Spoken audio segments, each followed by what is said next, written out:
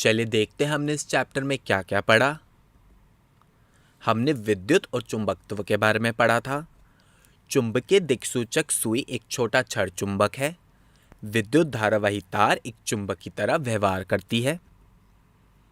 किसी चुंबक के चारों ओर का वह क्षेत्र जिसमें चुंबक के बल का पता लगाया जा सके उस क्षेत्र को चुंबकीय क्षेत्र कहते हैं।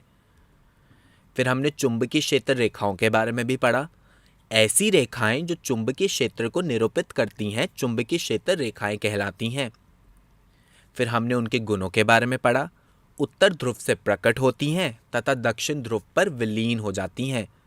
चुंबक के भीतर दिशा चुंबक के दक्षिण ध्रुव से उत्तर ध्रुव की ओर होती है। क्षेत्र रेखाएं एक बंद वक्र बनाती हैं।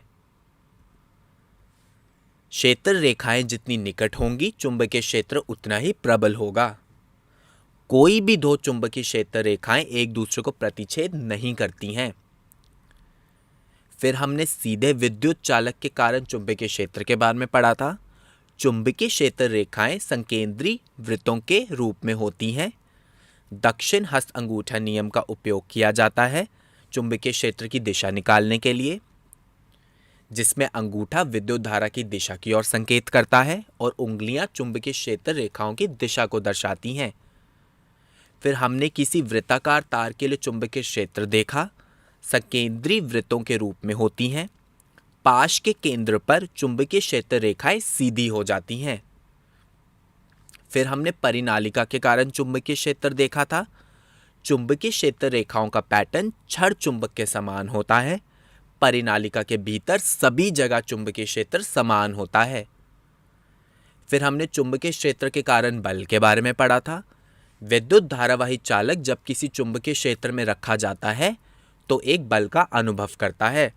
विद्युत धारा की दिशा उत्क्रमित करने पर बल की दिशा भी उत्क्रमित हो जाती है। फिर हमने फ्लेमिंग का वामहस्त नियम पढ़ा था, जिसमें तर्जनी चुंबकीय क्षेत्र को दर्शाती है, मध्यमा विद्युत धारा को दर्शाती है और अंगूठा बल को दर्शाता है। फिर हमने विद्युत मोटर के बारे में पढ़ा था, जो कि एक घूर्णन युक्ति है जो विद्युत ऊर्जा को यांत्रिक ऊर्जा में परिवर्तन करती है। विद्युत मोटर विद्युत धारा के चुंबकीय प्रभाव के सिद्धांत पर कार्य करती है। फिर हमने व्यावसायिक विद्युत मोटर के बारे में पढ़ा था, जिसमें नर्म लौह क्रोड और कुंडली को हम आर्मेचर कहते हैं। इसमें फेरों की संख्या अत्यधिक होती है और स्थायी चुंबक के स्थान पर विद्युत चुंबक का प्रयोग किया जाता है।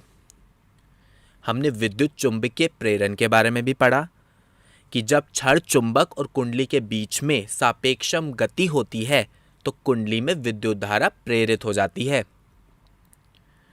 और कुंडली एक की गति चुंबकीय क्षेत्र में परिवर्तन करती है, जिसके कारण कुंडली 2 के चारों ओर चुंबकीय क्षेत्र रेखाओं में परिवर्तन होता है और कुंडली 2 में विद्युत धारा प्रेरित हो जाती है। हमने विद्युत जनरेटर के बारे में भी पढ़ा,